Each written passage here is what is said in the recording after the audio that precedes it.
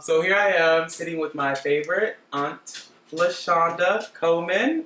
Can you tell everyone just a little bit about who you are and what makes you the individual you are? Yes, first, I have to say I love you, I love and I'm grateful for you. And what makes me who I am? What makes me who I am? You, my life. My life has been this amazing sort of blend of experiences and people and places and time and hardship and joy, laughter, dance, having much, having little. It's been a mixture of all that, and I feel that it's made me who I am. And who I am, parts of who I am show up depending on what's happening around me. And I think sometimes in life we're made to believe that we need to define who we are, and that's like this singular thing. But who we are is this amazing mixture of other people, life, circumstances. When we think about racism, when we think about, for myself as a woman of color and my life experience that has impacted my perspective on life. It's impacted my appreciation for who I am and the folks who have come before me. And so who I am is a reflection of my life, and my life is a rich blend of everything around me. Sounds, animals, again, places. It's just a beautiful thing. It's complex. It's complex. Awesome. You are amazing, I must say, as well. Oh, thank you. What are some things you identify with in terms of your self-love and just loving yourself? What are things that you love about yourself, so to speak, and thrive on? I love my laughter. And even as I say that, there's a sadness that came over me, which is interesting. As I say I love my laughter, I feel like in my life there's been so many things that's tried to rob me of my laughter. My laughter is a reflection of my joy, and my joy is a reflection of me knowing that I'm purposed and created in love. And there's so many things that try to take from that laughter, whether it's the loss of a loved one, whether it's experiencing discrimination, witnessing terrorism and tragedy, sometimes limiting myself. There's things that pull at that laughter that reflects the joy that's connected to my purpose. But I appreciate that about myself. I love my laughter. I love my hope. I know that I'm a very hopeful person, and I've really come to appreciate that. Not to say that sometimes I'm not affected by some of the tragedies of my life in this world, but I still have hope in a world where it's like this sacred treasure almost. I'm grateful that I have that. I love my eyes. I love my nose. I love my nose because I have my grandmother's nose. And my grandmother, Linda Mae Patterson, is an amazing woman. And although I didn't get to know her in the way that I would have loved to because she passed, when I look at my nose, she's still here, like she's with me. She walks with me. I love my forehead. I remember when I was younger, folks used to clown, like, you have a big forehead. And I was like, I actually like my forehead. And I would pull my hair back and wear my ponytail proud like I am today. And I love that. I love how God created me. Like God created me. Me. And I have something to offer the world, and I've been offering the world over and over again. All of my gifts, all of my faults at the same time. Like, here I am.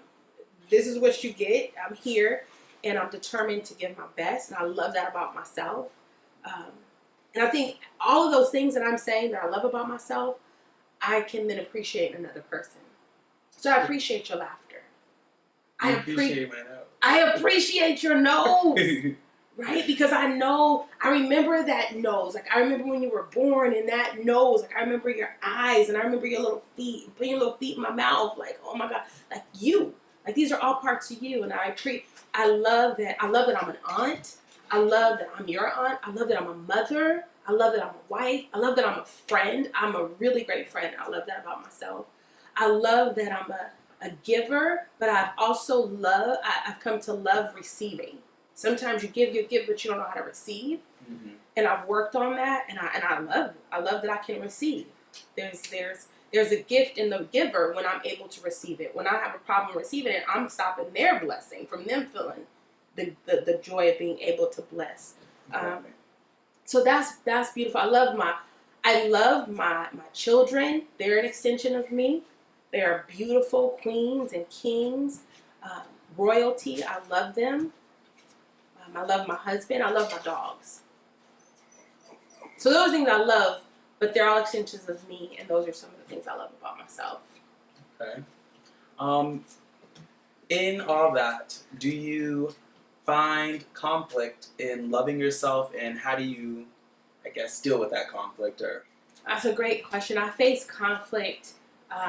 It comes up in loving. When we talk about your focus on self-love, I feel like early in my life it was whether it was a direct lesson or it was something I just picked up, but it almost seemed like to love yourself was something that was seen as selfish and that therefore was a problem.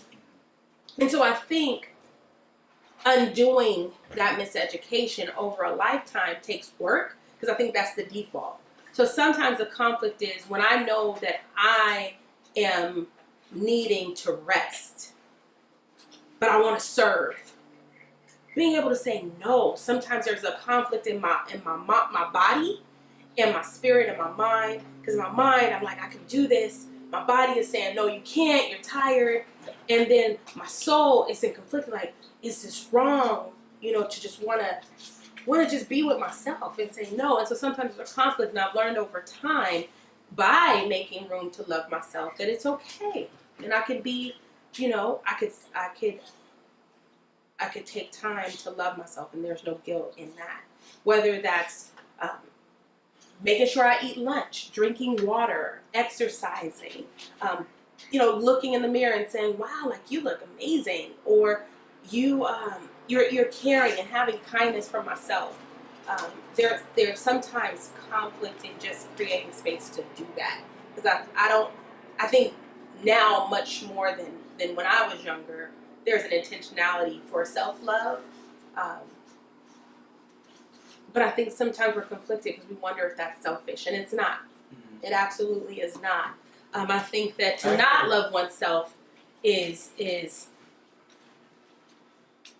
such a disservice to the world, because when you're filled, like, imagine how much more you can give of who you are and how much you discover of who you are to give to the world. So yeah, just learning that has been interesting and has helped me overcome conflict. Okay, perfect. Well, you answered how you express your self-love, which is looking in the mirror and saying you're beautiful and whatnot. I encourage other people to do this too. Mm-hmm.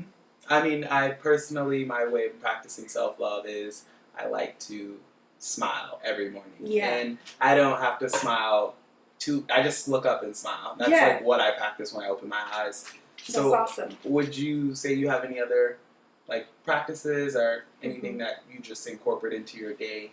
Prayer, meditation, definitely prayer, meditation, going back to the source. For me, that's God. I praise the Lord Jesus for just loving me enough, loving me to give up his own life for me. So just prayer and going back to the source of love. I also can, a regular practice is to appreciate people. So I'm intentional to find what can I appreciate about another person, and that reminds me to also return that back to myself. Awesome. I've also been doing some yoga, which has been pretty amazing. Nice. I will say, making time and prioritizing that time for yoga, and I'm working right now on eating healthy. And I'll probably need your help because I know that you made a whole switch with your diet, and I need to kind of get like you. So on that level. So yeah, those are some of the things I do. And I dance. I dance. I love to dance and just be grateful for the fact that I can move and that I have the ability to experience movement. So that helps me. You express some like times that you express your self-love, like through dance and so forth. May I ask, like, when you feel at the height of your self-love, when do you find yourself in an atmosphere and you know this is where I'm thriving, you know? Well, I don't think there's any particular place. I feel like there's moments. There's moments. Where, like, there's this heightened awareness, this heightened sense of gratitude for self. So I'm sorry, let me rephrase that a bit. Okay. What does that moment look like for you? That moment, what does the moment look like when I'm most aware of self-love? Yeah, when you feel your complete, most comfortable self, you feel at just like peace with everything around you. I know how that looks for me, so I'm wanting to know. Yeah, what that I feel looks like so when that comes to I feel like it's when I'm in the car, in the house, on my own, and I turn the music up, and I'm just like singing. You can't tell me I can't blow. I'm dancing. I am free. I'm all of me. Like I'm all of me. I feel like that's what I'm. Sometimes it's when I'm with my children and I'm playing with my children, or sometimes it's when I'm sitting with my family. And a lot of times it's with my family. When we're together during family gatherings, I mean,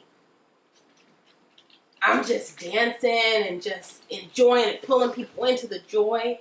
And I guess that I see it then. But I don't think it's one particular time. There's moments in my life when I experience it. And what it looks like can be reflective what's happening in that moment. So if there's moments where I've been out and I've been dancing and then I feel it. Mm-hmm. There's times when I'm in my car and it's that one song that comes on and I'm like, oh yes, and it's like this joy that comes over and this appreciation. It's just me in this place at this time and it feels so good. Sometimes it's holding my children. Sometimes it's playing with my dogs. So or being with my husband. Would you say it just takes to be present? Because that's kind of what it sounds like. Yeah, I think it's that. I feel that maybe, and I appreciate that. The times that I feel most is when I'm most present. Most just present in what you're doing right now. Right now, being fully present. Like when you asked me that question, there was just like because I was like fully present. Like, what a great question. You know what I mean? And just to really hear the question and not to hear the question to come up with this like big old, answer, but just to really think like, wow, when am I most alive? And even then, like I'm sensing into like the gratitude of myself. Like I feel grateful for my life, and I love that. I love my life. I love my life. Awesome. Yeah.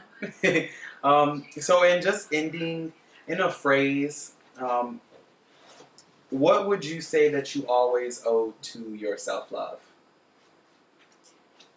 Like where I would give credit for my self-love?